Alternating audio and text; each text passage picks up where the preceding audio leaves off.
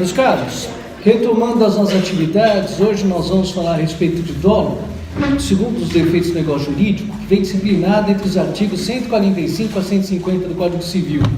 Antes de mais nada, eu gostaria de pedir um pouquinho da compreensão de vocês, uma vez que no próximo dia 7 de setembro, sexta-feira, não haverá aula, e em função disso, as turmas que têm aula sextas-feiras restam bastante prejudicadas. Por força disso, esta aula está sendo gravada e vai ser colocada à disposição dos alunos da turma A pelo YouTube, como já foi feito na semana passada. Então, infelizmente, hoje, se tiverem alguma dúvida, eu não posso me levantar para ir para a lousa, como de costume, mas a gente vai ficar mais sentadinho, mais comportadinho aqui, mais quietinho para falar a respeito do dolo, tá bom? Então vamos lá, artigos 145 a 150 do Código Civil. Quem trouxe Letícia, trouxe? Ah, você trouxe, como é seu nome? Giovana, por gentileza. Então hoje você vai me ajudar na leitura. Por favor, artigo 145 do Código Civil, primeiro a respeito do chamado dolo. Calma, sem problema, traga um GPS. Sim, as minhas piadas infames, deixa eu parecer simpático pro pessoal da turma. Oi, turma, tudo bem? O pessoal da noite, como vai? A senhora, o senhor? Muito bem, felicidades. Vamos lá, achou? Ótimo, 145, o dolo.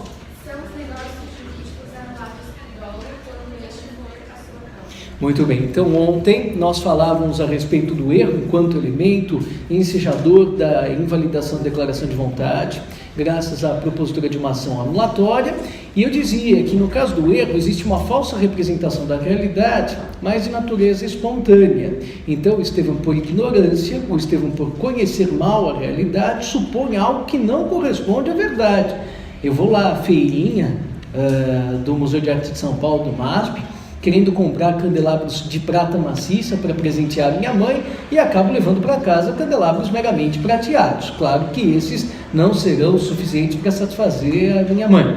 Neste caso, nós estamos diante de uma espécie de problema relacionado exclusivamente a um defeito de percepção da minha realidade e não a uma espécie de indução a essa falsa representação da realidade.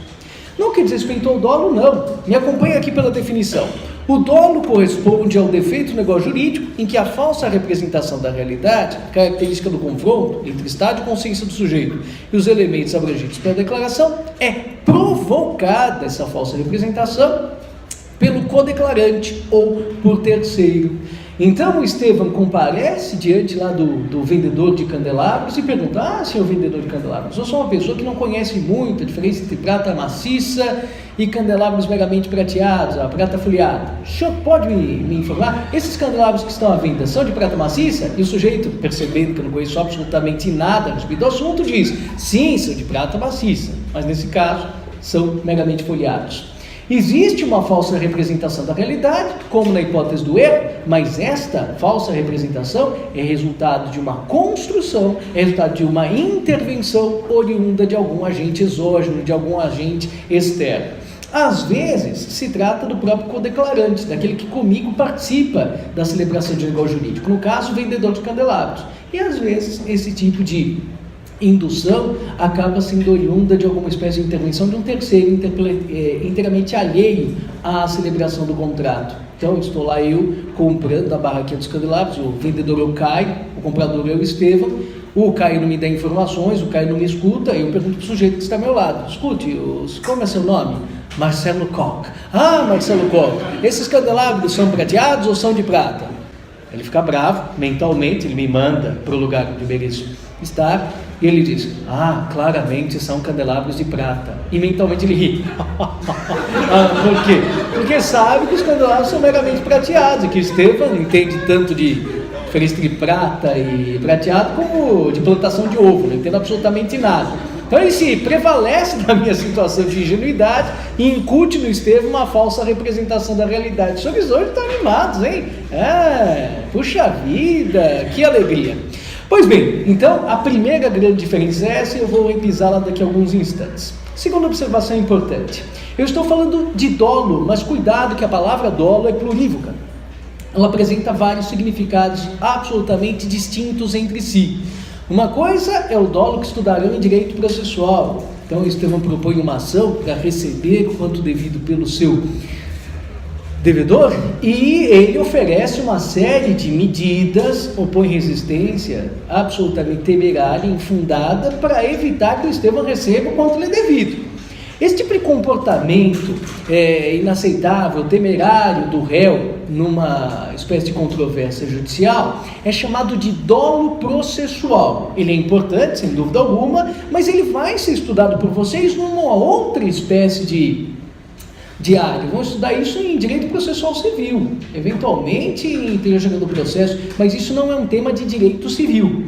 No âmbito do direito penal, os senhores ouvirão falar em dolo, como sendo a chamada intenção não apenas da prática da conduta, mas também da produção de um dado resultado, contrário àquilo que acaba sendo estabelecido pelas leis penais. Então, os senhores já devem ter ouvido falar, mesmo estando no comecinho do curso de Direito, na diferença entre homicídio culposo e homicídio doloso. Então, homicídio culposo é aquele no qual existe intenção da conduta, mas essa intenção não abrange o resultado, e o resultado decorre da inobservância do dever de cuidado objetivo, negligência, imprudência, imperícia. Já no homicídio doloso, no qual existe dolo, direto ou eventual, o resultado naturalístico é antevisto e o sujeito adere à produção daquele resultado.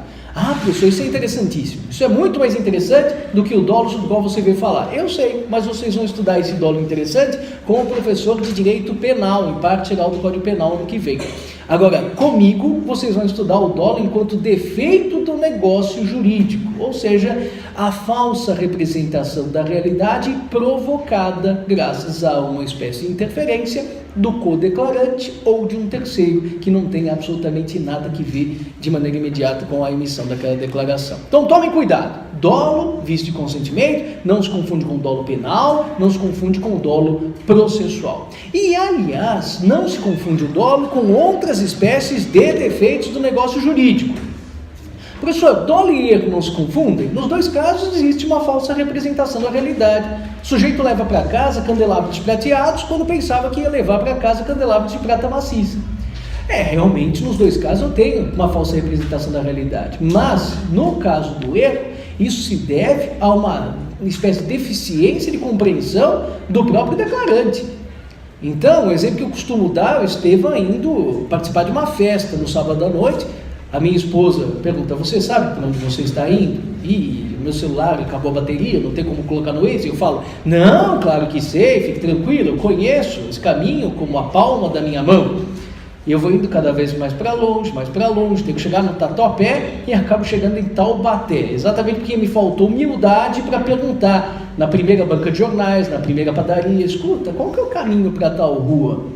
Nesse caso, existe sim uma espécie de desvio entre a minha vontade interna e o resultado alcançado, mas derivado exclusivamente da minha ignorância. Agora, se eu tenho a humildade, paro o automóvel, entro na padaria e pergunto, o senhor sabe qual é o melhor caminho para tal lugar? E o sujeito me ensina errado? Aí eu também estou diante de um resultado, no final das contas, que não me agrada, mas esse resultado que não me agrada foi obtido não apenas graças à minha ignorância, sem dúvida alguma que a minha ignorância é importante, mas graças a uma espécie de interferência de um terceiro. Então, a falsa representação da realidade no erro é espontânea. No dolo, ela acaba sendo construída, acaba sendo objeto de uma indução por parte de um agente externo. Essa é a primeira diferença. Professor, e o dolo e a coação não se confundem? Bom, vamos trabalhar a coação na semana que vem. Mas eu costumo dizer, fazendo uma espécie de paralelo entre direito civil e direito penal, que o dolo está para a coação, assim como o estelionato está para o roubo. No caso do roubo, o sujeito acaba me aterrando, o sujeito acaba me ameaçando, e pela violência ou pela grave ameaça, ele retira do meu patrimônio algo que voluntariamente ele não receberia. O Estevão não entregaria de bom grado aquela importância. O sujeito não me sensibilizou. Mas pela intimidação ele consegue retirar algo do meu patrimônio. A mesma coisa nós verificaremos a propósito da coação na semana que vem, no que diz respeito aos negócios jurídicos. O Estevão está diante do padre, por exemplo, e diante do matrimônio. Aí o padre pergunta, o senhor aceita se casar com a fulana? Aí o Estevão diz, sim, aceito. Mas Deus e o mundo sabem que eu não quero me casar com aquela fulana. Aí o meu aluno me pergunta, mas professor, por que você aceitou se casar com a fulana? Ah, porque o pai dela tinha uma arma apontada para a minha cabeça. Bom, nesse caso, eu estou sendo intimidado. E no momento em que exteriorizo a minha declaração de vontade, eu tenho plena consciência de que aquilo que eu estou falando não corresponde à minha vontade. O divórcio entre a minha vontade e a minha declaração, ele é consciente. Eu sei muito bem no momento que exprimo a minha vontade que aquilo não corresponde a uma manifestação autêntica. No caso do dolo, não. O sujeito leva para casa candelabros prateados pensando que está levando para casa candelabros de prata. Eu não atuo sobre a vontade do sujeito por meio da intimidação, do aterramento, da violência, não. Eu atuo sobre a sua inteligência. É por isso que o estelionato é um ilícito penal, que se costuma dizer que é um delito, um ilícito, um crime, que tem por objeto a inteligência da própria vítima.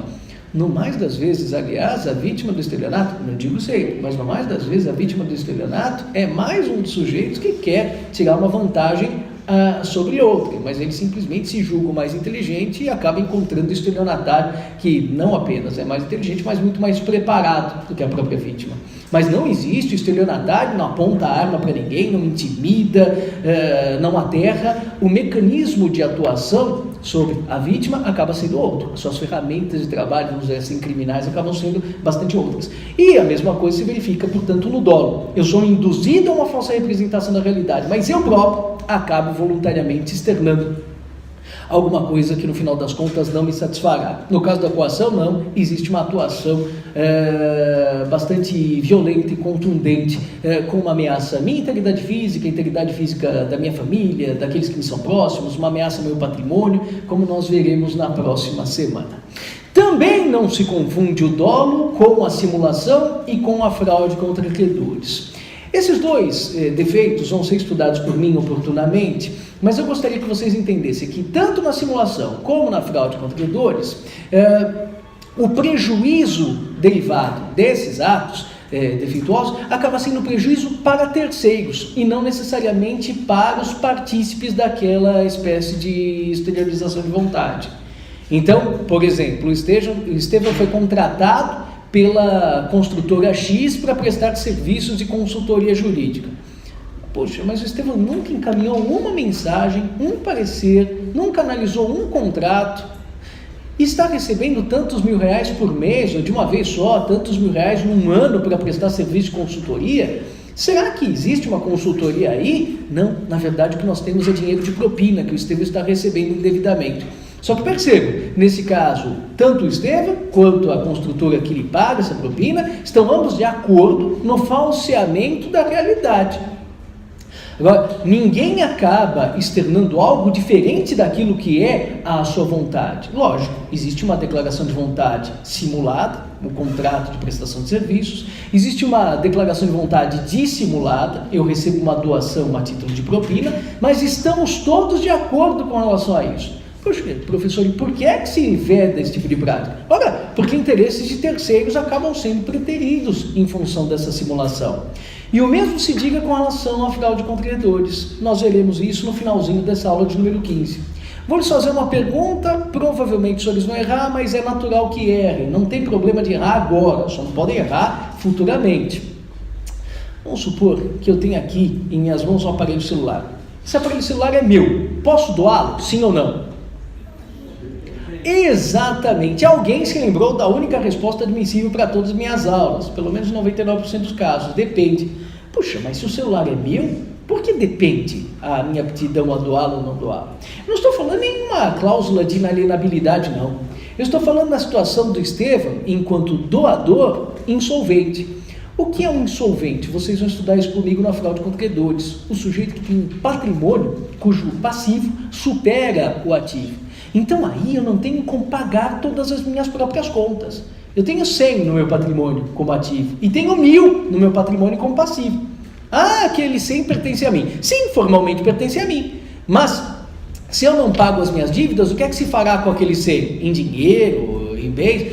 Tudo isso vai ser convertido em pecúnia para que os meus credores sejam pagos proporcionalmente.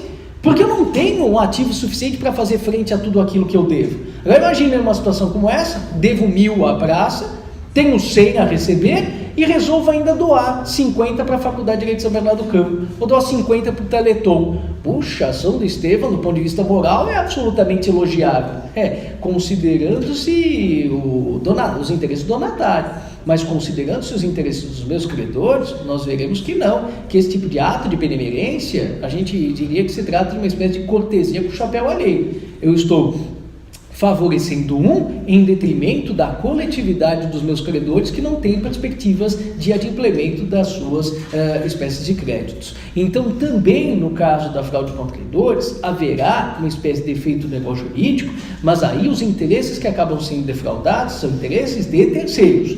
O donatário quer receber a doação, o Estevão quer realizar a doação, só que os interesses de terceiros acabam passando à frente e justificando a disciplina dos artigos 158 a 165 do Código Civil. Então, fiquem atentos a isso. O dolo não se confunde com o erro, não se confunde com a coação, não se confunde com a fraude contra credores e tampouco com a simulação.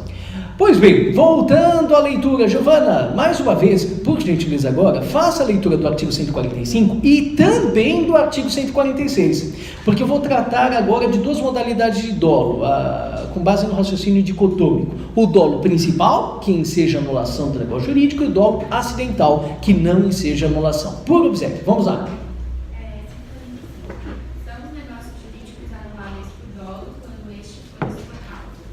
146, por favor. O dolo acidental só obriga a satisfação das perdas e danos e é acidental quando, a seu despeito, o negócio seria realizado embora por outro nome. Então vamos imaginar o exemplo da barraquinha de candelabros. O Estevão vai até a feira de candelabros lá do MASP e diz: senhor vendedor, eu vim aqui para comprar determinados candelabros para a festa de aniversário da minha mãe, ela faz 70 anos. É uma festa muito especial e eu quero os candelabros mais valiosos da feira. Estou disposto a pagar R$100 por candelabro. Aí o sujeito me entrega os benditos candelabros que ele tem lá, os candelabros prateados. Ele não tem os candelabros de prata e recebe R$100 por cada candelabro vendido. Nesse caso, nós estamos diante de alguma espécie de dolo? Sem dúvida alguma. Vamos trabalhar isso logo na sequência. Quando ele incute no Estevão alguma falsa representação da realidade, eu pergunto: esses candelabros que o senhor está vendendo são candelabros de prata maciça? Não, porque afinal tem de presentear minha mãe e não o coordenador. Aí eu disse: sim, são de prata maciça. Mas é mentira, nós estamos diante de um dolo principal. E por que estamos diante de um dolo principal? Porque no dolo principal, se o Estevão tivesse sido informado que os candelabros eram meramente prateados e não de prata, o Estevão não aceitaria a contratação.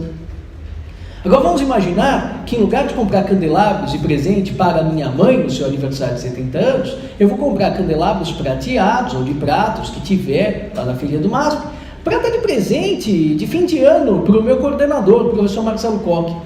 Puxa, professor, para o professor Marcelo Koch, precisam ser de prata ou podem ser prateados? Para mim é indiferente, podem ser de prata, podem ser prateados, pode ser até de papel celofane. Agora, eu só vou pagar o preço que os candelabros valerem. Os de prata valem 100, os prateados valem 10.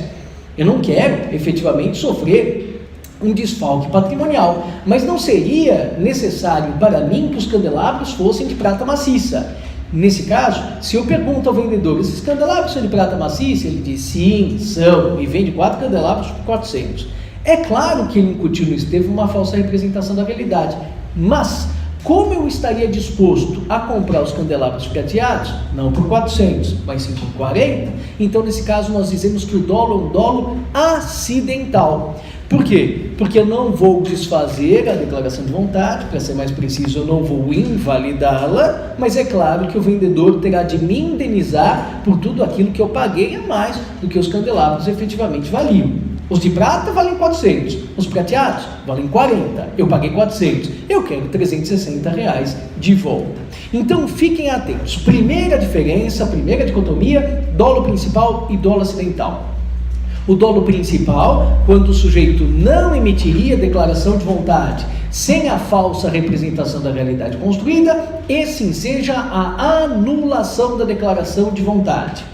O outro dolo, o acidental, do artigo 146, quando o sujeito celebraria o contrato, ainda assim, mesmo que tivesse sido plenamente esclarecido sobre a verdade dos fatos, que os candelabros não eram de prata maciça, mas eram meramente prateados, esse dolo acidental não enseja a anulação da declaração de vontade, mas tão somente a indenização da parte prejudicada.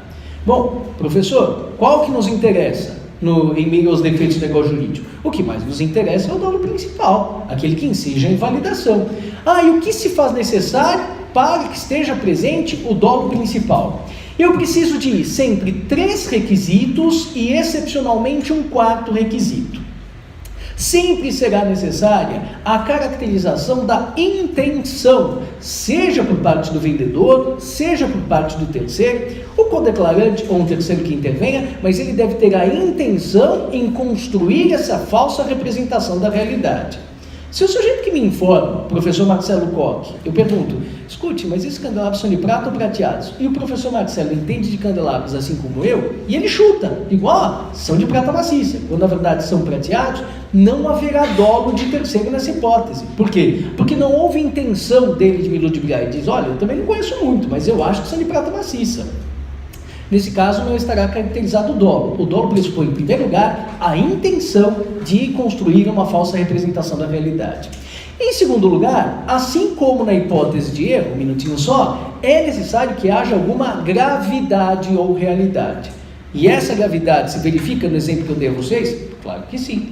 Eu comprei candelabros que valem 40 e paguei pelos candelabros 400. Houve um desfalque patrimonial considerável. Então, o segundo requisito para invalidação sobre a alegação de dolo estaria presente. Mas o terceiro requisito, que é aquele que diferencia o dolo principal do dolo acidental, é exatamente a razão determinante da emissão da declaração de vontade. Então, os senhores precisam fazer a prova dos 9. No exemplo da compra dos candelabros, a pergunta importante para se diferenciar se o dolo é principal ou acidental é a seguinte: o tal do Estevão, que comprou candelabros prateados, pensando que eram candelabros de prata, se ele tivesse sido informado que são candelabros meramente prateados e não de prata maciça, ainda assim ele teria comprado os candelabros? Se a resposta for não, ele só teria comprado candelabros de prata maciça, pois era um presente para a mãe dele. É situação de dolo principal, que enseja a anulação da declaração de vontade. Se a resposta for diferente, sim, ele teria comprado os candelabros mesmo que de prata maciça, porque era um presente para o seu coordenador e não para sua mãe, que faz aniversário de 70 anos. Nesse caso, o dolo seria acidental, não haveria invalidação da declaração de vontade e o Estevão teria direito a apenas tão somente uma indenização. Tomem cuidado, porque haverá um requisito adicional para a invalidação da declaração de vontade sob a alegação de dolo, quando o dolo partir de um terceiro, mas eu volto a falar disso daqui a alguns artigos, a propósito do artigo 148. Mas antes, diga lá, Júlia, é isso? Diga lá, Júlia.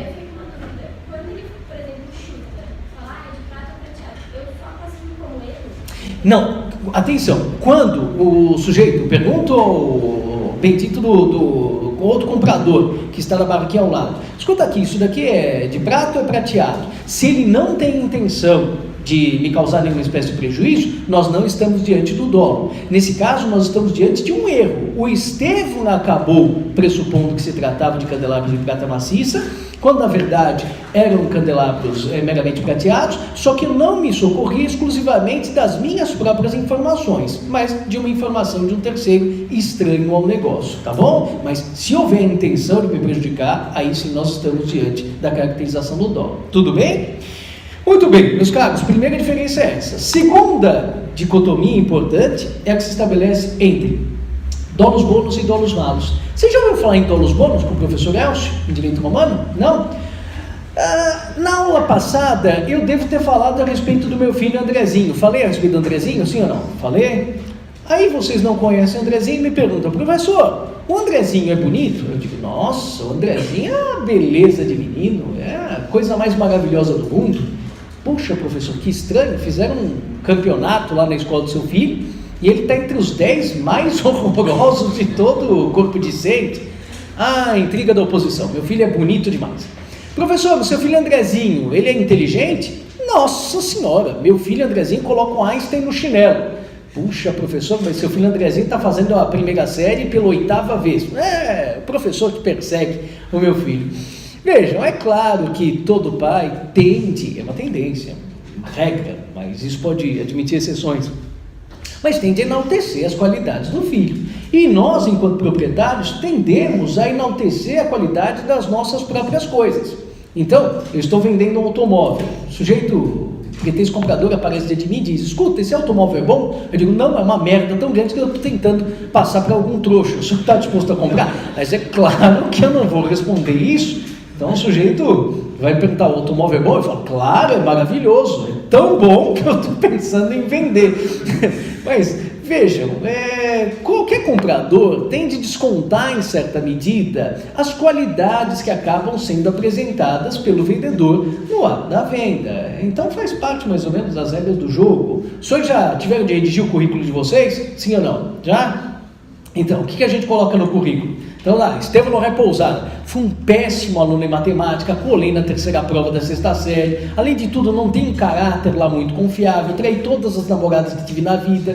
O sujeito coloca isso? Claro que não, só vai colocar os aspectos positivos. O inglês não é fluente, é intermediário. Então o indivíduo acaba enaltecendo as qualidades próprias, enaltecendo as qualidades da própria coisa vendida, da coisa a ser negociada. Isso faz parte das regras do jogo, e em direito civil, cada vez é menos tolerada essa figura do ônus bônus, mas ainda assim, em determinados momentos, ela pode ser considerada aceitável por parte do magistrado. Parênteses: no âmbito do direito do consumidor, não se admite qualquer espécie de ônus bônus, hein?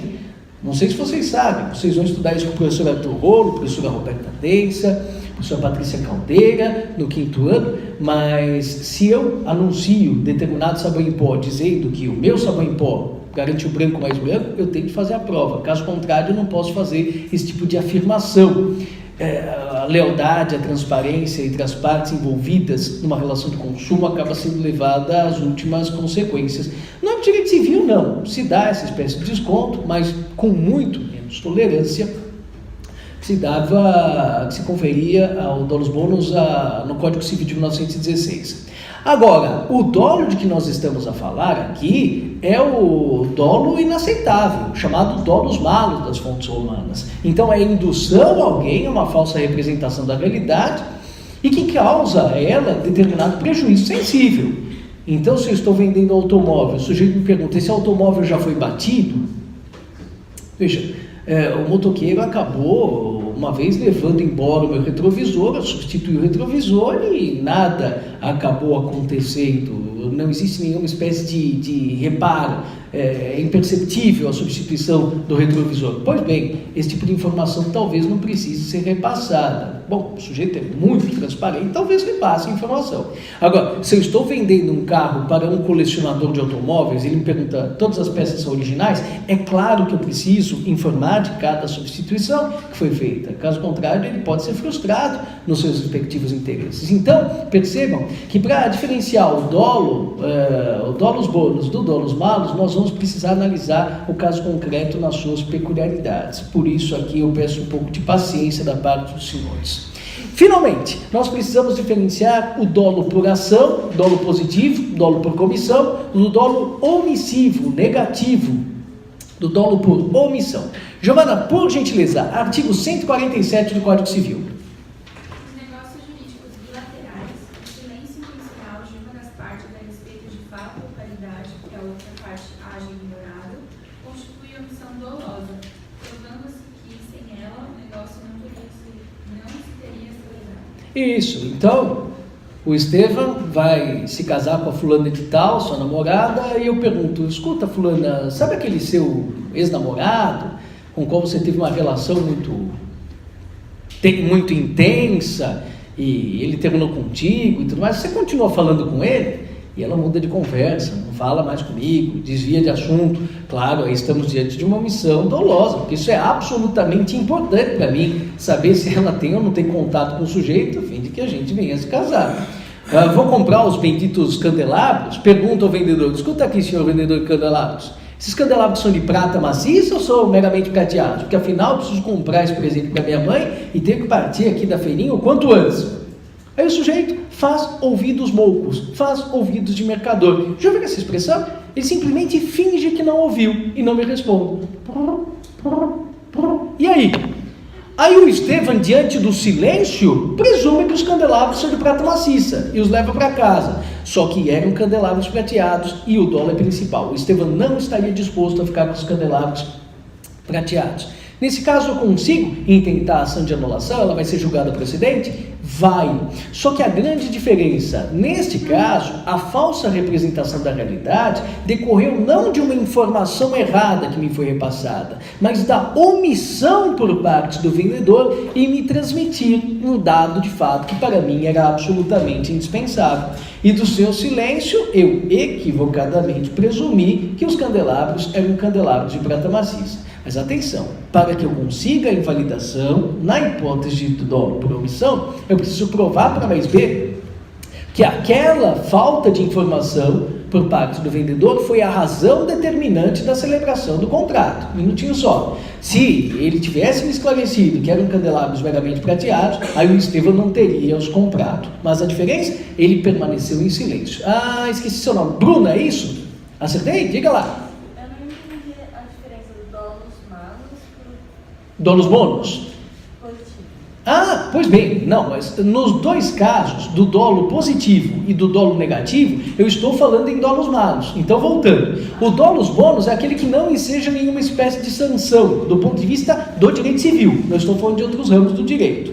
E o dolos malos, aquele que enseja a invalidação da declaração de vontade, ele pode ser um dolo positivo ou um dolo negativo. Ou eu consigo a invalidação porque eu perguntei, os candelabros são de prata? Ele, sim, são de prata maciça, mentindo. Ou quando eu pergunto, olha, só quero os candelabros de prata, eles são de prata, de prata maciça ou são meramente prateados? E o vendedor não me responde nada. Nesses dois casos eu estou diante do mesmo dolos malos, numa situação por omissão, na outra situação por ação. Tudo bem? Muito bem, meus caros, para caminhar no sentido da conclusão da nossa conversa de hoje, eu preciso falar a respeito do dolo de terceiro. Giovana, artigo 148 do Código Civil. Pode também ser anulado o negócio jurídico por dolo de terceiro, se a parte a quem aproveite dele tivesse ou devesse ter conhecimento. Em caso contrário, ainda que subsista o negócio jurídico, o terceiro responderá por todas as perdas e danos da parte a quem o ludibriou. Cuidado, eu tenho um artigo só, mas tenho duas regras que precisam ser analisadas diferentemente, em separado. Então, antes de mais nada, nós estamos falando do dolo aqui, os três elementos são indispensáveis, tem que ter havido intenção, tem de haver gravidade ou realidade, prejuízo, desfoque patrimonial, e tem de ter sido a razão determinante. Caso contrário, o caminho é só o da indenização. Mas, quando o dolo é proveniente de um terceiro, eu pergunto, escute, esses candelabros são de prata maciça ou meramente prateados? Não para o vendedor de candelabros, mas sim para um terceiro, que não foi parte na celebração daquela contratação. Então, o tal do professor Marcelo Koch, que eu conheço na barraquinha de candelabros, neste caso, às vezes pode estar presente os pressupostos, podem estar presentes os pressupostos para anulação e às vezes não haverá esse tipo de alternativa. Professor, mas quando haverá espaço para invalidação da declaração de vontade sob a alegação do dolo de terceiro? Quando eu pergunto ao professor Marcelo Koch, escute aqui, moço, esses candelabros são de prata maciça ou são meramente prateados? Ele me diz, sim, são de prata maciça, quando sabem que são prateados, e o vendedor está por perto quando a informação falsa me é transmitida, quando ele teve a possibilidade de perceber que houve uma construção falsa da realidade por minha parte, graças a essa interferência do professor Marcelo Koch. Então, atenção, na primeira parte do artigo 148, se permite a anulação da declaração de vontade graças ao dolo de terceiro, se o destinatário da minha declaração, o vendedor de candelabros, tinha conhecimento efetivo ou meramente potencial daquela falsa representação da realidade que me foi incutida. Se o vendedor estava lá ao meu lado e do professor Marcelo, e ele simplesmente silencia diante da informação equivocada que me foi transmitida, sem dúvida alguma, estamos diante de um dolo de terceiro que vai dar ensejo, sim, à invalidação da declaração de vontade. Mas, se o vendedor de candelabros, naquele momento, tinha saído para buscar papel de embrulho numa outra barraquinha, E eu pergunto, o sujeito está ao meu lado, são de prata ou prateado? Ele diz, são de prata maciça, quando na verdade são prateados. Nesse caso não haverá espaço para a anulação da declaração de vontade. Por quê? Porque não havia conhecimento nem efetivo, nem meramente potencial da minha falsa representação da realidade por aquele com quem eu acabei celebrando a contratação.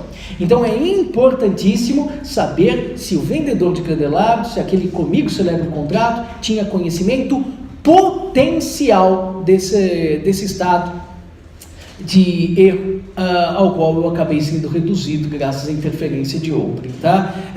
Por favor, preste atenção na redação do artigo 148. O legislador não exige a prova do conhecimento efetivo. Seria muito difícil de eu produzir a prova de que o vendedor de candelabros efetivamente está prestando atenção naquilo que o professor Marcelo Koch me dizia. Mas provar o conhecimento potencial acaba sendo muito mais fácil.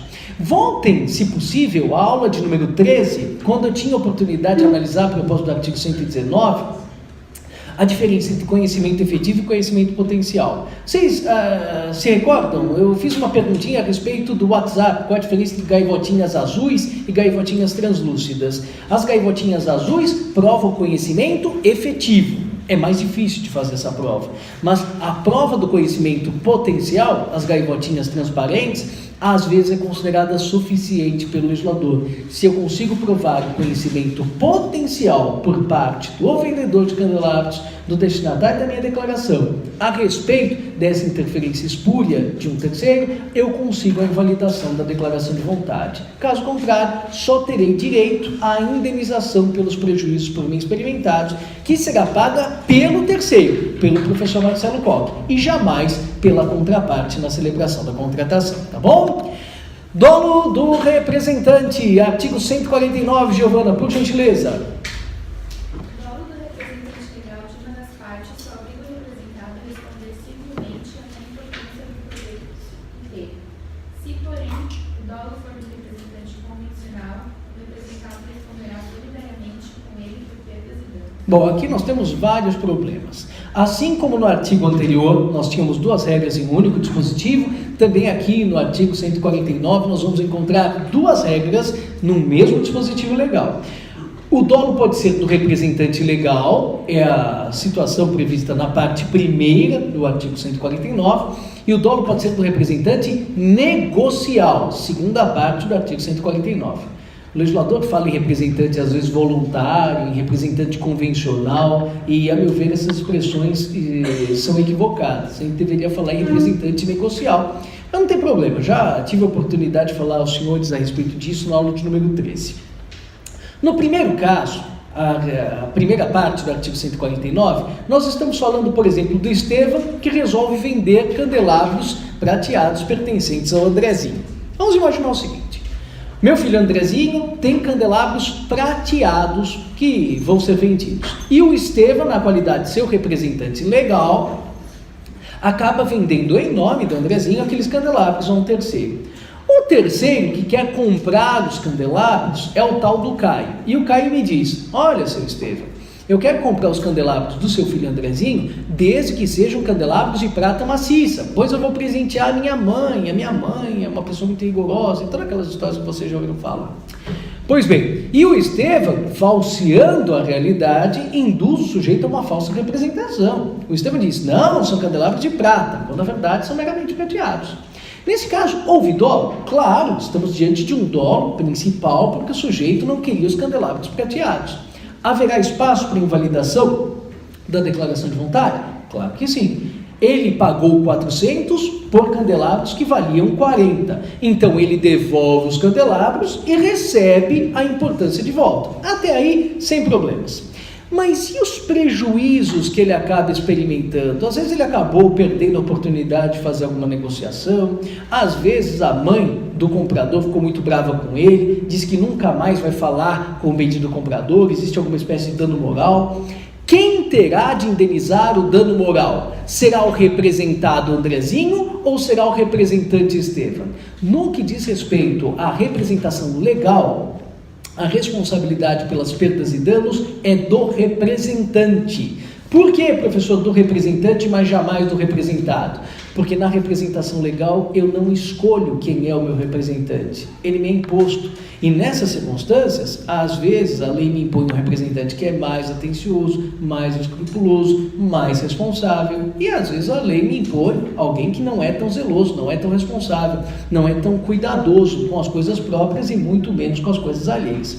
Então, nesse caso, o Andrezinho só vai experimentar como frustração a devolução dos R$400 recebidos, e os candelabros juntarão o seu patrimônio. Agora, o dano moral experimentado pelo adquirente, em virtude da briga que teve com a mãe, isso não terá de ser suportado pelo representado. Se, todavia, quem vendeu os candelabros prateados, fingindo que eram de prata, causando todo o problema ao comprador da briga com a mãe, do dano moral, se quem vendeu não foi o Estevão, como representante legal do Andrezinho, mas foi o Estevão, enquanto procurador do professor Marcelo Koch, aí a situação é diferente. Caso o representante negocial, voluntariamente escolhido pelo representado, atue de maneira dolosa, não apenas o representado vai ter de restituir o quanto recebido, o proveito da operação, mas ele também será responsável solidário pelos prejuízos experimentados pelo adquirente. Então vamos supor que o juiz fixe, aí, como dano moral experimentado pelo comprador de candelabros, R$40 mil. Ah, professor, já entendi. 20 mil por conta do representante negocial Estevão, 20 mil pelo representado negocial professor Marcelo.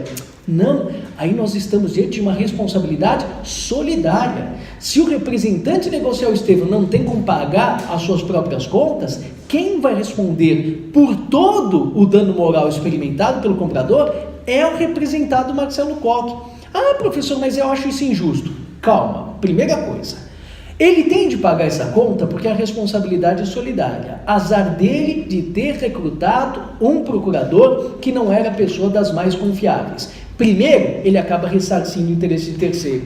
Mas calma, porque depois, num segundo momento, se houve uma má gestão por parte do mandatário, no bojo do contrato de mandato já existe a previsão dessa espécie de ressarcimento do mandatário quanto aos prejuízos que tenha causados por sua gestão ao mandante.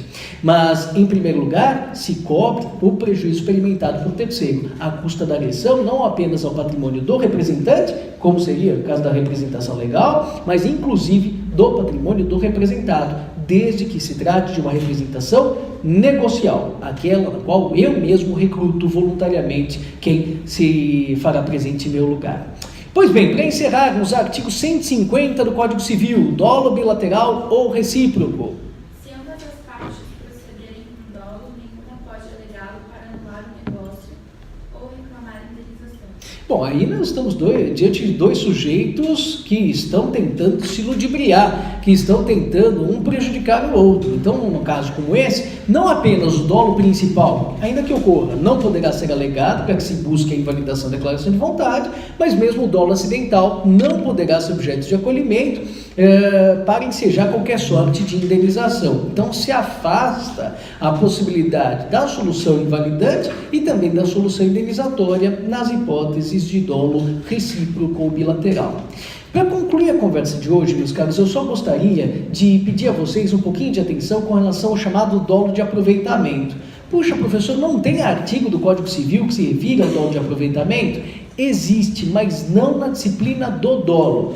O dolo de aproveitamento faz parte de outras figuras que serão por mim estudadas ao longo dos próximos encontros. Então nós vamos falar, por exemplo, a respeito da lesão, em que um sujeito, por inexperiência, acaba vendendo algo valioso por um preço irrisório, por um preço ínfimo, e normalmente estará presente o dolo de aproveitamento. Ou seja, o comprador da biblioteca sabe muito bem que o vendedor está vendendo algo com um grande prejuízo, com um grande desfoque patrimonial. Vocês vão ver que não necessariamente na lesão, mas no chamado estado de perigo, haverá essa intenção de alguém de se prevalecer da situação de vulnerabilidade alheia. Mas aí é tema para conversa da semana que vem. Então, apenas como uma espécie de orientação, para a próxima semana, procedam à leitura dos artigos 151 a 155, a respeito de coação, 156 a respeito do estado de perigo e 157 a respeito de lesão. Conforme eu informei as outras turmas, a turma de vocês, turma B da manhã, é a turma que define qual será a matéria ministrada na semana, porque a matéria é a turma na qual eu encerro as minhas atividades em primeiro lugar em relação às outras 7 turmas. Então fiquem já alertas para o fato de que provavelmente na nossa prova não haverá tempo de eu demandá-los a propósito da fraude contra credores. Então, na pior das hipóteses, o que tudo indica, vai cair na prova aulas de número 1 a 15, tirando a aula de número 3 sobre evolução interna do direito civil brasileiro, e da aula de número 15 não vai cair a aula completa, somente se tudo correr conforme planejado, até o artigo 157 do Código Civil sobre lesão. Mas ainda assim a gente não sabe, viu, pessoal? Eu tô achando que fraude contra credores não vai cair, mas às vezes também não cai estado de perigo, não cai lesão. Se inventarem mais uma palestra, se inventarem mais um recado, se inventarem um encontro em que se distribua peixinhos e pintinhos grátis, aí não tem jeito. Aí, obviamente, que a minha aula acaba sendo esvaziada. Tá bom? Obrigado pela atenção de todos e nos vemos na próxima semana. Tchau, pessoal.